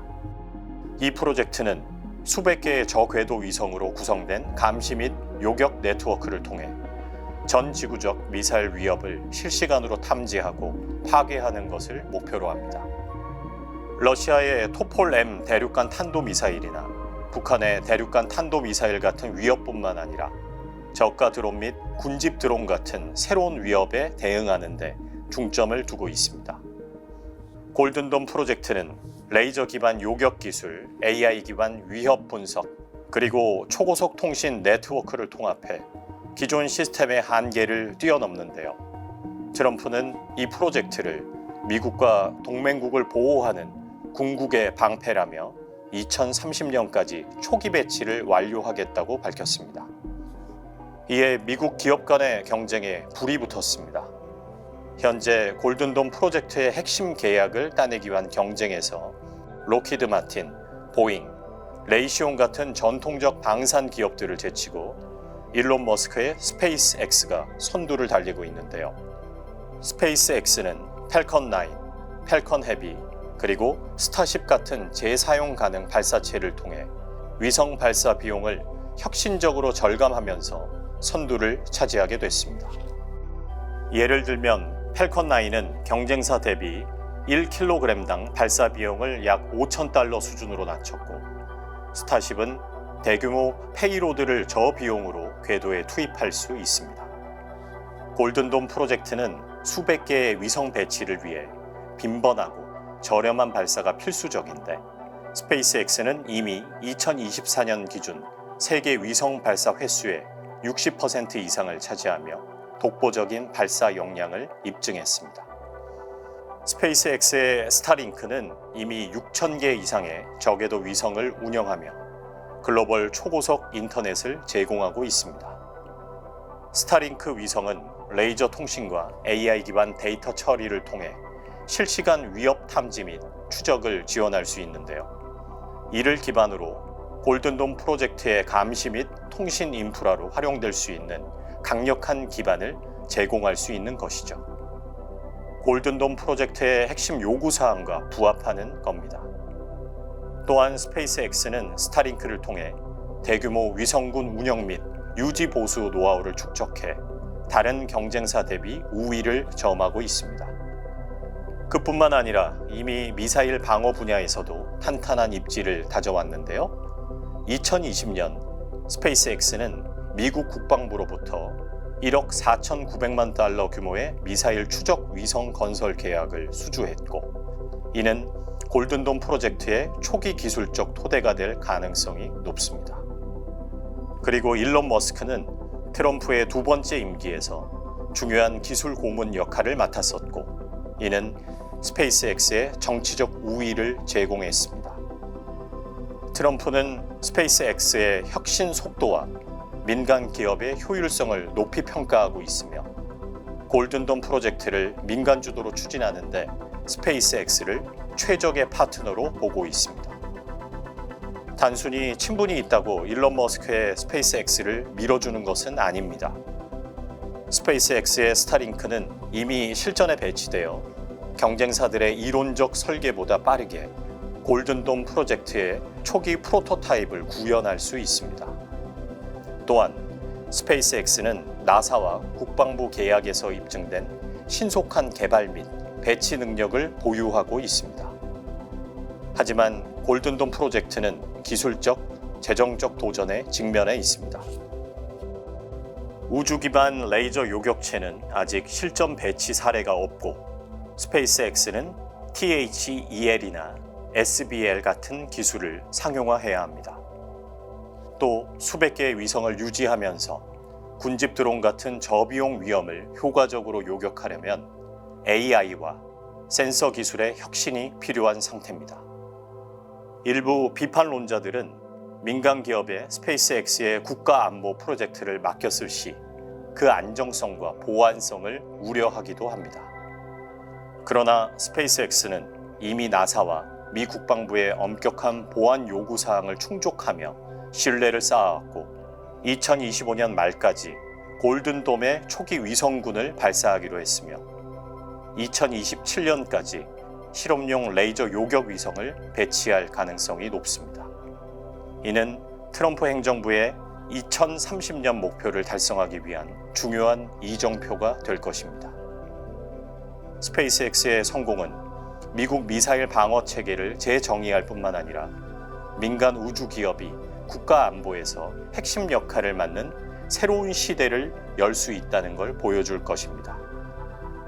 미국 정부는 어쩌면 영화에서나 보던 우주 전쟁을 준비하고 있을지도 모릅니다.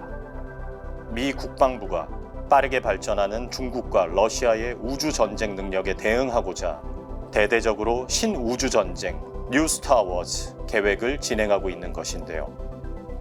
중국과 러시아의 우주 작전 능력 향상으로 지상에 미군 부대 및 미군 자산과 우주 궤도의 미국 위성에 대한 위협이 커진다고 판단했기 때문입니다. 국방부의 뉴 스타워즈 계획의 세부 내용은 철저히 비밀에 붙여지고 있지만, 국방부 당국자들은 우주가 전쟁터로 변해감에 따라 군사작전의 중심축이 변하고 있음을 인정했습니다. 지난 수십 년 동안 군사위성을 활용한 통신, 항해, 추적, 겨냥 능력을 구축함으로써 미군이 누리던 군사적 우위가 더 이상 가능하지 않을 수도 있다는 말인데요. 이에 따라 국방부가 위성망을 방어하고 필요할 땐 적의 우주선을 무력화하는 차세대 지상 및 우주 기반 수단을 확보 중이라고 밝혔습니다. 미국 공군 소속 우주군에서 우주작전을 펼치는 챈스 솔츠맨 장군은 지난 3월 우리의 우주 능력을 보호하고 적의 우주 능력을 무력화할 수 있어야 한다.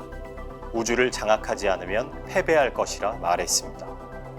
미 국가안보국이 최근 밝힌 평가에 따르면 러시아와 중국이 이미 지상에서 고에너지 레이저 또는 미사일을 발사하거나 위성을 조종해 미국의 우주 자산을 파괴하는 무기를 시험 배치했다고 하는데요. 이렇듯 이미 우주는 실제적인 군사 전쟁 영역으로 편입되고 있습니다.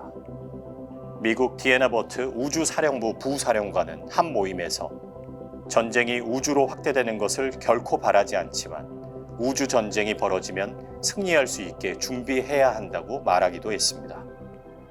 그렇다면 우리나라는 어떻게 준비하고 있을까요? 55년 전 달에 다녀온 미국에 비해 우리나라는 항공 분야는 70년, 우주 분야에서는 40년 정도 늦게 출발했습니다. 정부와 각 연구기관, 기업, 과학자들의 노력으로 그 격차를 많이 줄여가고 있었는데요. 하지만 앞으로 갈수록 그 격차가 더 좁혀지기는커녕 더 벌어질 수도 있다는 점에서 우리나라의 항공 우주 분야의 갈 길은 멀다고 평가하고 있습니다. K 우주 산업이 이 우주 패권 시대에서 경쟁력을 가질 수 있도록 우주 산업에 대한 지원이 잘 이루어졌으면 좋겠다는 과학자들의 목소리에 힘입어 현재 여러 정책이 시도되고 있습니다. 조금 늦었을지 몰라도 우리나라가 우주 경쟁 시대를 선도할 날이 곧 오리라 믿습니다.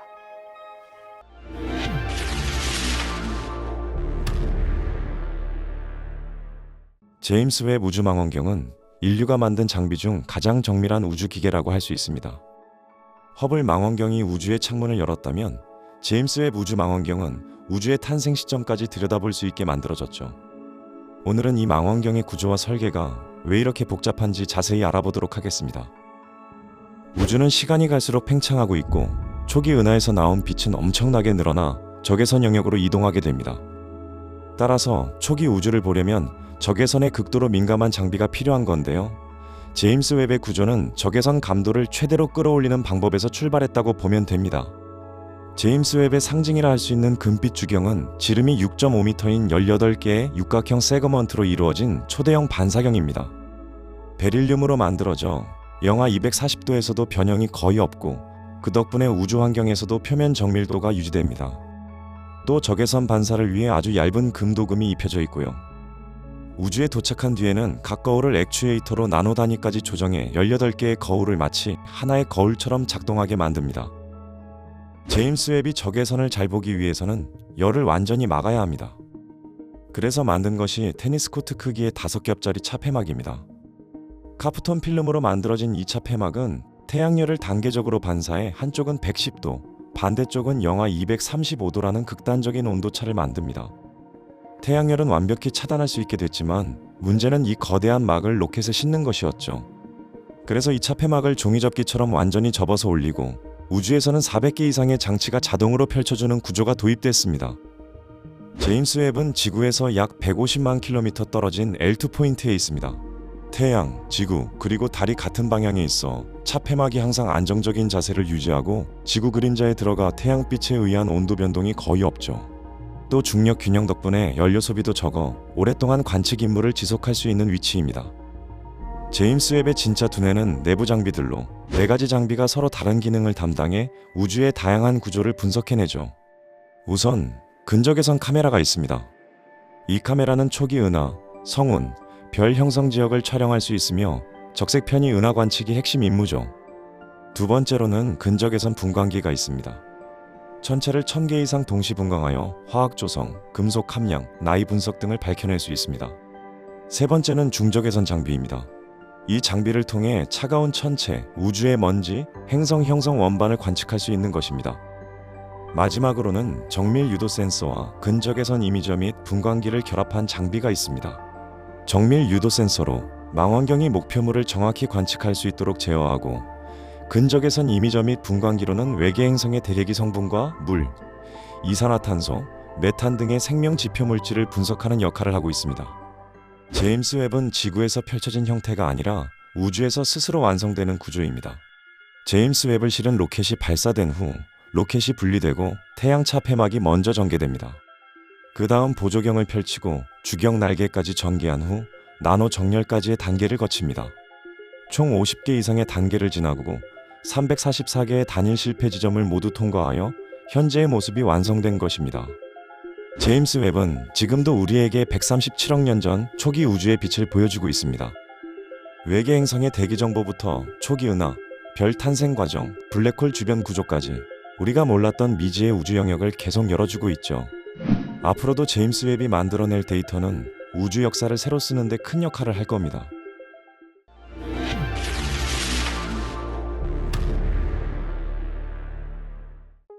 인류는 다양한 우주 탐사 프로젝트를 진행하면서 우주 식량에 대한 관심도 늘어나고 있습니다.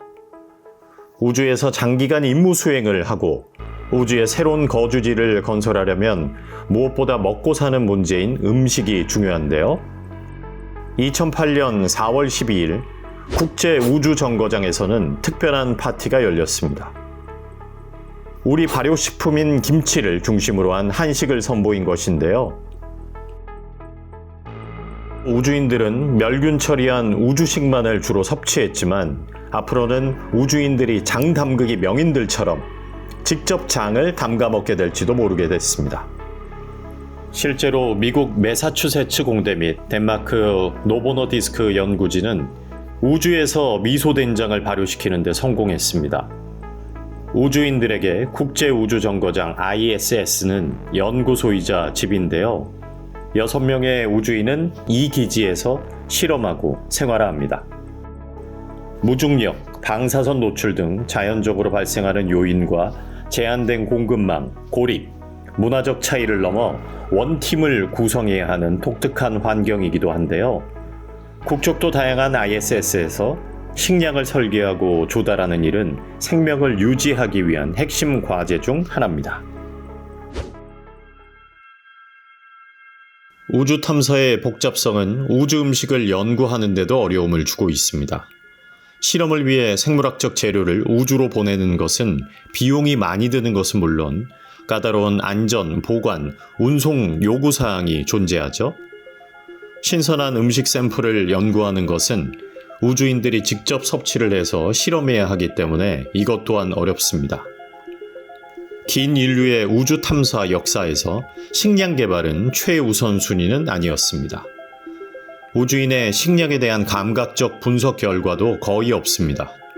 그저 우주인들이 우주에서는 평소보다 미각과 후각이 감소하고 짠맛, 매운맛, 감칠맛이 풍부한 음식을 선호한다고 보고됐을 뿐입니다. 그래서 나사는 선진식품 기술 프로젝트를 통해 화성여행 등 장기 임무에 필요한 식품을 연구하고 있습니다. 안전성, 영양, 유통기한 및 비용이 주요 고려사항인데요.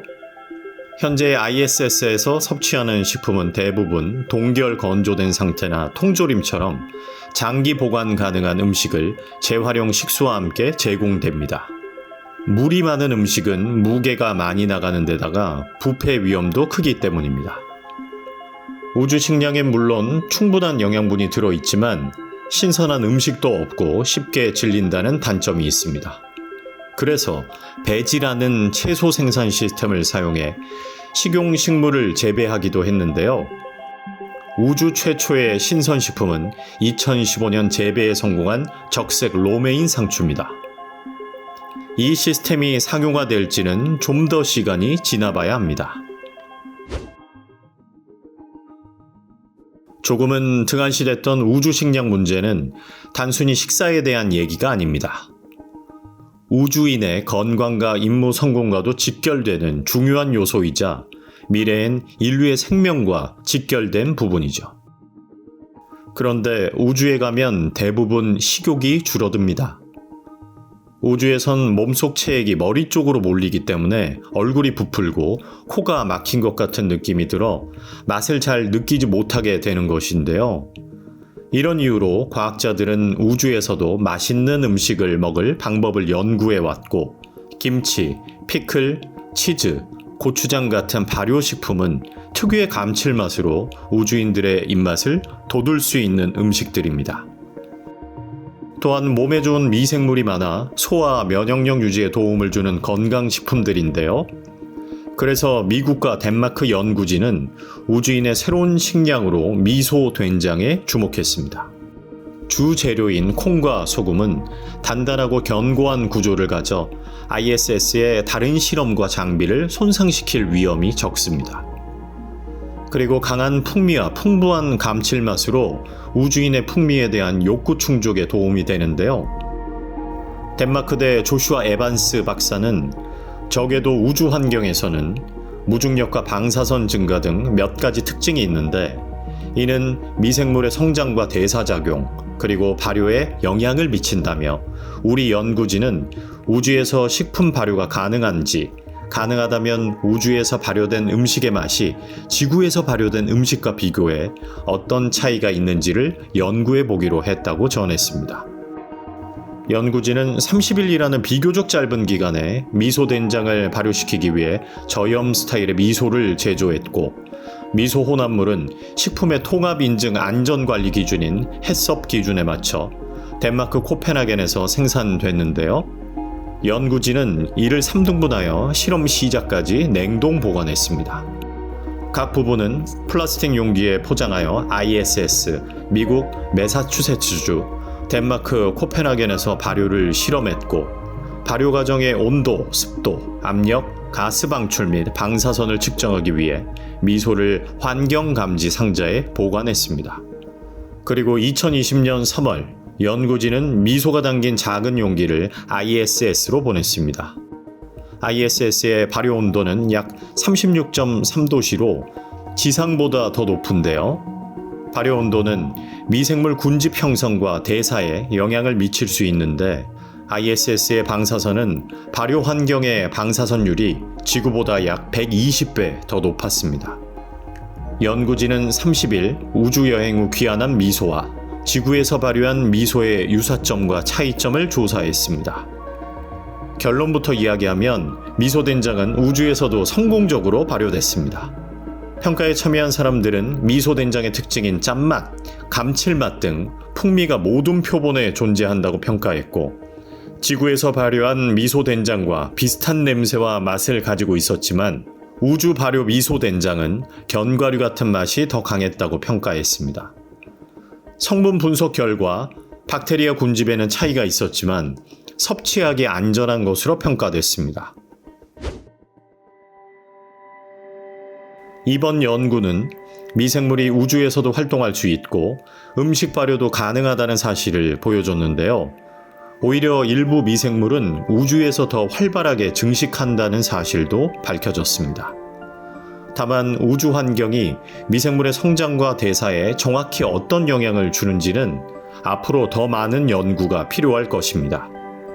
과학자들은 앞으로 달에서도 김치, 치즈, 빵 같은 발효식품을 더 많이 만들어 볼 계획이라고 합니다. 달의 중력은 지구의 6분의 1 수준인데 또 다른 환경에서 만들어진 발효 음식은 어떤 맛일지 기대됩니다.